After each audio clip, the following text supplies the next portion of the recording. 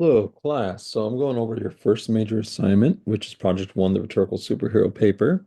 So as you should know by now, every time you find any of the major things that you need to do per week, you should always go to the modules tab and then go to whatever week we are on. In this case, it's going to be week one.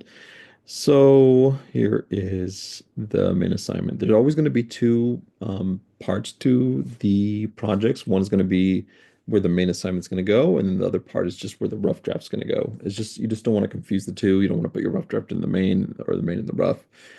This will become clearer as we go throughout the quarter. But anyways, let's start here, as this is where most of the information is.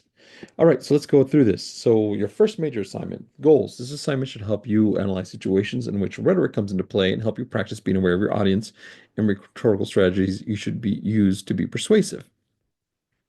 So, paper requirements. For this paper, you will choose a superhero and argue for why your chosen superhero is the best of all of them. There are many to choose from: Batman, Wonder Woman, Iron Man, Storm, and beyond. Whatever you want. I don't care. It doesn't matter. What matters is that you care about it. If you're unfamiliar with comic book heroes, that's totally fine. You may choose any pop culture hero instead of for this assignment. Maybe it's some character from a book or from a movie or just somebody that you care about. Just make sure they're fictional. I don't want you to use like it might be a personal hero to use like one of your parents, but I just want to be able to give you criticism about your hero to make you think about it. And I don't want to criticize anybody's parents or grandparents or anything like that. So just make sure they're fictional and that'll work fine. Um, so that's why, however, so don't use any religious figures as well. I need to argue against your chosen hero, and I do not want to attack anyone's religion. So yeah, avoid that as well. Once you've chosen who you want to write about, you will make a rhetorical argument about your hero using pathos, egos, logos, chaos, decorum. Why is your hero the best? What makes them better than other heroes? What are their weaknesses and strengths? If this is an argument, your hero should also have a counter argument, right? So maybe you're choosing Batman. You're like, well, Batman's great because he has all these great gadgets and a cool car. But then you could also think, well, yeah, in some ways though, he might not be great because he actually doesn't even have superpowers. But despite that, despite not actually having, super the ability to fly or shoot lasers or whatever, that's what makes his stories more interesting, you could say, right? As a counter argument. That's the idea that you want to get across. If you have an argument and you don't have a counter argument, then it isn't really an argument. It's just a fact. It's just a statement, right? So think about that. Think about why your hero is so great, but also list you want to write about why they're not so great. And despite these failings or these weaknesses, that's okay. They're still a great hero. And then you explain why. Are they the best because they're popular or because of what they stand for? Whatever the case, this project is due during this due date. Now, don't look at this due date specifically. This is going to change depending on what quarter and what class. Just look at the actual project itself to see whatever the due date. Technical requirements. This needs to be at least 4 to 5 pages, double spaced. Times New font, 12-point font size. You'll need to have three sources. The sources you find, you can just find online. You might want to just do a Google search about your superhero, and then maybe you find lists as to why people think they're great or not so great. Find YouTube videos. That's fine as well. Don't worry about the sources. It's more of a practice of integrating sources into your paper. One thing that you do want to do about your sources, though, is kind of set up the sources in your paper. So explain who is this person that you're citing, or what do they have to say? Do they have a YouTube channel, or is it an article online? Why is this credible? Think of it as practice for your research paper proper. This is going to be an APA format, so you will have a cover page. And I'll show you that in a different video how to do a cover page and what a APA format should look like. But for now, just know that yes, it will have a cover page. We'll have a references page, basically the page in which you're going to put all of your sources. You will use APA format for this assignment. I will have a video covering what APA is going to be on week 2. Um, when you will develop the actual mini portfolio for this assignment. So if you're not quite sure what APA is, don't worry so much about it for the first week. The second week is where I'm going to go over APA proper and where I'll give you examples and some templates on what you need to use to make sure your paper is in APA format. But just know that that's what you're going to be using. And the reason I chose APA over, say, using MLA, which I personally like MLA more, but APA is something that most students, let's just say 80% of students are going to use in their college courses. As such, I want to make sure you use APA in this class so you learn it, you get it down pat, and that way you're fine in other classes. So yeah, we're going to do APA. As mentioned in my syllabus video, we're going to be using Google Docs to draft this paper. So to actually write this paper, you're going to you open a Google Docs, create that, and there'll be a separate video on how to do Google Docs. So that watch that video for this. But basically, yes, this will be in Google Docs. Once that's done, once you're ready to submit the paper as a rough draft, you will download that as a Microsoft Word file and then upload it to Canvas proper. But to draft your paper, to write it, Google Docs is the way to go. Then after that's done, you'll upload it as Microsoft Word, as I mentioned. The mini portfolio requirements is require a mini portfolio, as I kind of mentioned in my syllabus. What is a mini portfolio specifically? It is putting together all of your documents into one single document that you submit to me for my feedback. It'll be due during whatever due date is says. This might match up, it might not. Again, look at the specific assignment. Don't look at the actual date here because this is going to be different depending on what quarter and what class. But they'll always be due before midnight of any given date. So the mini portfolio, when it's actually due to me, the first it'll be due as a rough draft, but then it'll be due to me as a mini portfolio. And the first thing you're going to have is a cover letter, which details your revision process and rhetorical choices. Basically, explain to me what you learned from developing this paper. What are some things that you didn't know before? What are some outcomes that you met that I mentioned in my syllabus from right over here? What are some outcomes you may have met in this paper or that you discovered? Things of that nature, right? I don't want a summary of your paper. I'm going to be reading your paper. I just want you to kind of reflect on writing and composing this piece. After that, you're going to summarize what your peers told you about your paper. What did they say? What are some things that they helped you with? What are some things that they mentioned? What are some criticisms, hopefully constructive, that they gave you? You can also mention here, maybe they weren't so helpful. Mention that here. Why weren't they? Make sure it's just a full page double spaced. Then you'll have the rough draft right after that, and it's just a rough draft. It's you just copy and paste it over. If by this point you should already have your rough draft, you just copy and paste it right over. But then there'll be the revised draft, which is the draft that you write based off the comments your peers gave you. And then that's the draft that I will look specifically to give feedback on. Of course, I'll look at all your materials, but this is the one that I'll give actual comments and you'll receive back from me. Things to consider about just some kind of tips here to help you write this paper. Be aware of your audience. Why should they care about your chosen hero? You must make your argument clear from your thesis statement. It's another good practice on using thesis statements.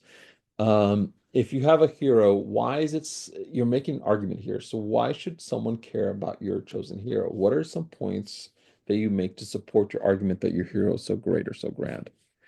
What are the arguments you are making? Are they clear? What examples are you using to support your points?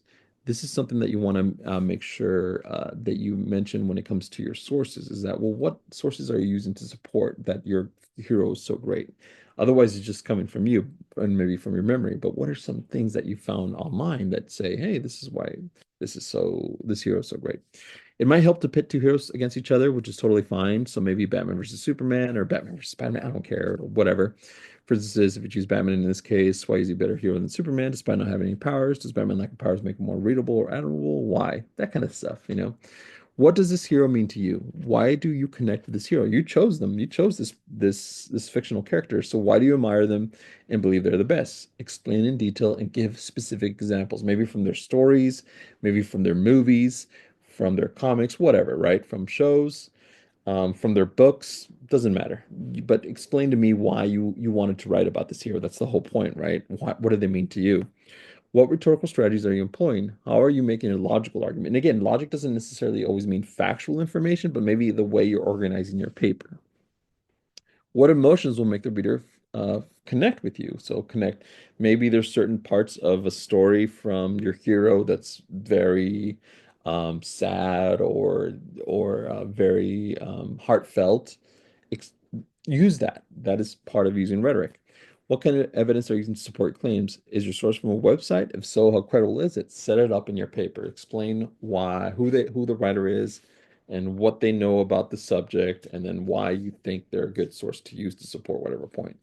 Of course, do not use the four rhetorical terms, ethos, logos, pathos, charis, decorum. Don't actually say, I am now going to use logos to convince you with logic in this. No, don't do that. It'll naturally should happen by writing your paper.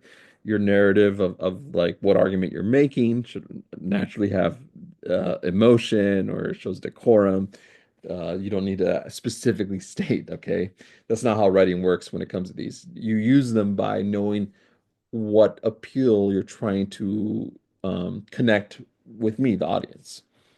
And this is for your final portfolio consideration. Like I mentioned in the syllabus, you will revise these paper one final time based on my comments, and you will include them in the final portfolio at the very end of the quarter. So one thing to mention is that you will have to incorporate two additional scholarly sources, in which if you don't know what those are, you trust me, you will by the research paper. And that so you'll have a total of five. So you'll have three from this draft and then another two that are scholarly. And then the final draft will at least be a minimum of 6 pages or more. No, you don't have to worry about this right now. This is just something to keep in mind for later on in the quarter, towards the end specifically. But I just thought it would be good to kind of have this in mind for what you would need to do. This will be just something to keep in the back burner. Don't worry about it so much when you're composing this paper right now. So that's in a nutshell what your first project is. And this is kind of to kind of break you into argumentative writing, which is what you're going to be doing for your research paper. And I think it's a fun little exercise here, fun little project, to pick a superhero. And again, it doesn't have to be a superhero. I'm into superheroes, so that's why I did it. But you can, like I said, a character from a movie, maybe Indiana Jones, or a character from a book, maybe Katniss from Hunger Games, or what have you, right? Whatever the case is, it doesn't really matter to me. What's important is that it matters to you because you're making the argument. One thing to mention before I close out this video is that again, this is for this section here that you'll submit it to. And let me go to student view here. Although I don't know if it'll work because I'm not sure if I'm sorry, it's not published. Let me publish it real quick so that we can see this, so that you can see what because this is in, of course, instructor mode. So let us go over here and let me publish it real quick, just so we can see what it should look like for you. All right, let's go back. All right, so let me go to student view again. All right. Okay, I guess not. I guess I can't do it because the class hasn't started yet, so I can't. All right. Anyway, so what you should have at the end here is not what I have here. This is different for me. For you, you'll have a submit button.